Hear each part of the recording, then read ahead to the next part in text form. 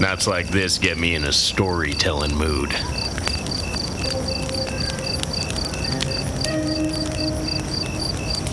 Nights like this when the moon is in its hiding phase and the only light overhead is the never-ending Milky Way.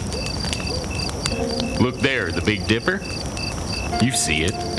It's always pointing home, no matter where you are. Sure, the constellations don't really look like nothing, but it's the story behind them that matters, don't it? It ain't alive, it's entertaining. Hoo-wee! Well, we're burning starlight and I'm in a storytelling mood. Did I ever tell you about the time I got saved by Indians? Hand to God it happened like this, so listen true. We'd been on the trail for months during the driest summer I can remember to date. The steers were starving, and we were all dying of thirst, the horses too. We cut down on rations till we were eating dirt, and there was just a single drop of water in the canteen between us 6 cowboys. That night, on the driest night, and as death had his hand rapping on our tent flap, a great storm burst out of the sky. It was like God himself opened the clouds up like a zipper. Boy, woo, did it let loose.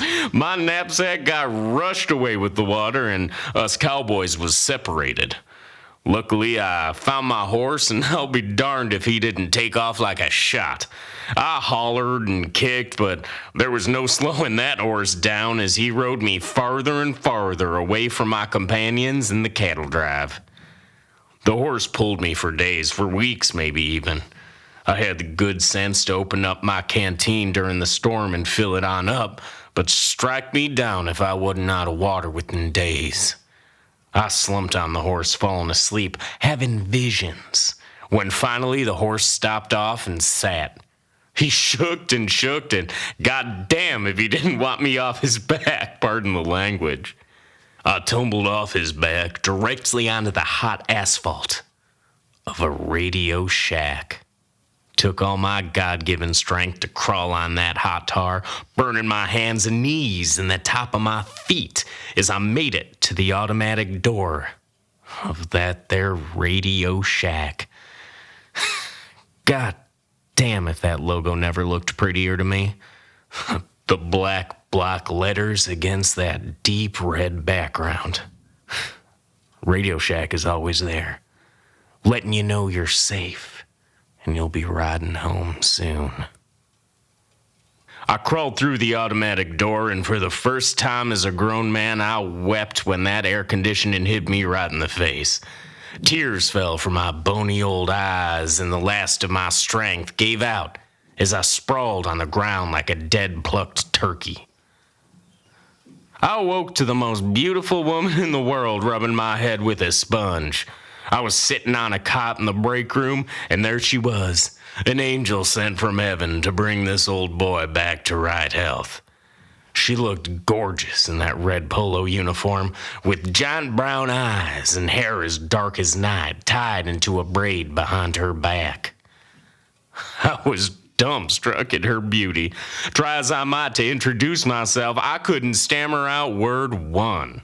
Finally, I focused my eyes hard enough, squeezing them like this, to read her name tag. Atapa. Most beautiful name I ever read. Atapa, I rasped out, my voice all torn to hell from weeks on the plains. Shh, she whispered, lulling me to sleep right then and there. When I finally woke up, I was all alone in the break room. That fluorescent light hummed like flies over my head. On the wall was a calendar with American muscle cars. I was a long way from the prairie. I opened the door and peeked into the store. A gate was over the front door, signifying they were closed for the evening. Atapa vacuumed and another Indian stood counting down the cash drawer. I marveled at the technology around me. RC helicopters, tiny screws you need to fix wall outlets, and doohickeys I wouldn't know from Adam's rib. Wall after wall of batteries. I'll tell you this much. I was far away from home. How are you feeling?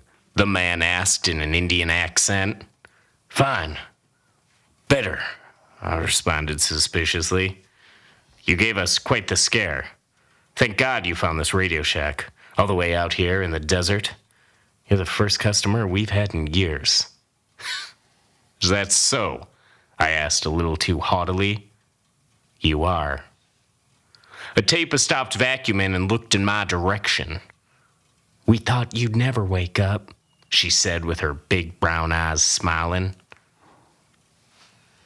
Well, I got a job there in the shop. I helped out in the store for weeks to pay my due. That's something your generation don't do no more, paying your own way. I was indebted to the family of Radio Shack, and I was going to show them my appreciation in kind.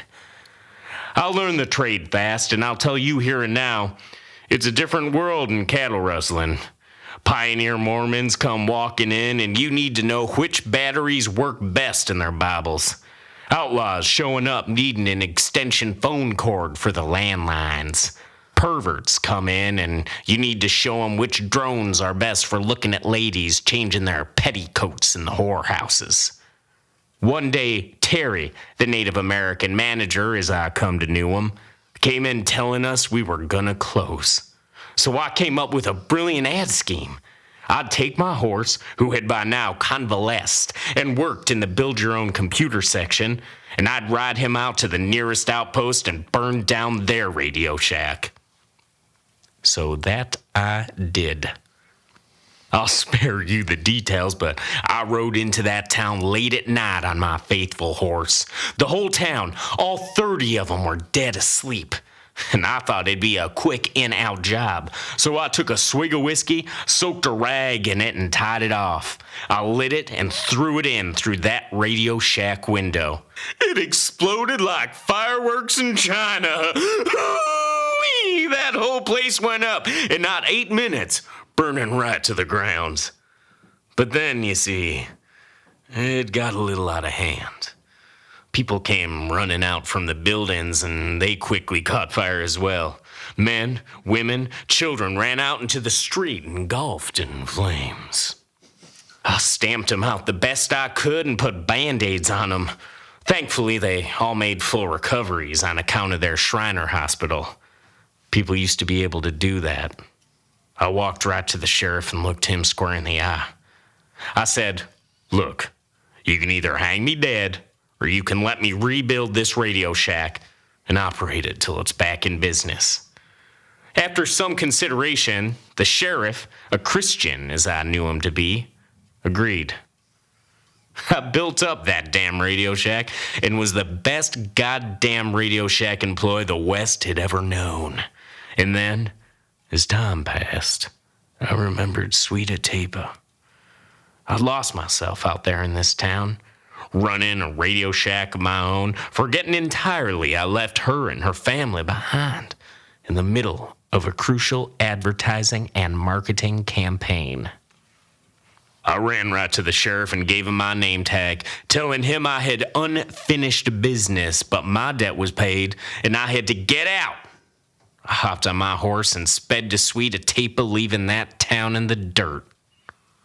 When I arrived at the shop, I met an old woman, and gosh darn if I hadn't aged too.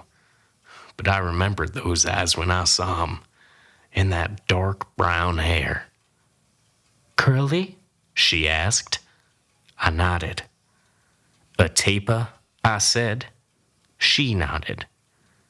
She ran into my arms.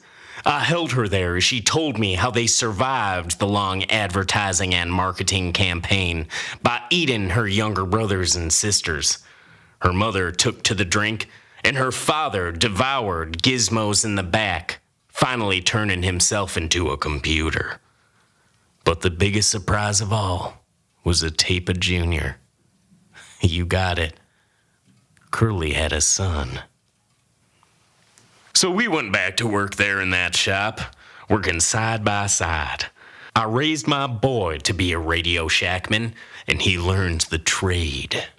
Cattle rustling was a thing of the past in my own mind. This was my life, and I lived it like a good man, for a while. That's when the prairie started calling to me again. I spent a few years not caring if the external hard drives were organized or not, and if the boxes of slot car racers were undented. A tape sensed this, accepted it, and let me go. I kissed her and my boy on the head, and I set out on the trail. The next morning, I found myself on the top floor of a building in Dallas, Texas. I watched the parade go by when I noticed one of the men in one of the cars was John F. Kennedy himself. So I'll be goddamned if I didn't point my gun and pull the trigger until that giant Mick head popped. The first one caught him in the neck and he slumped right on over. And then the second one, boy howdy, that popped his head like a zit on a pastor's daughter's face. If he didn't get lit up. And that's the story of how I beat up John Glenn. Well, the night's getting cold and the fire's getting weak. My mood has passed. I'm gonna dust off these boots and unroll my cot. In just a few hours, they're gonna turn on these signs and unlock the doors.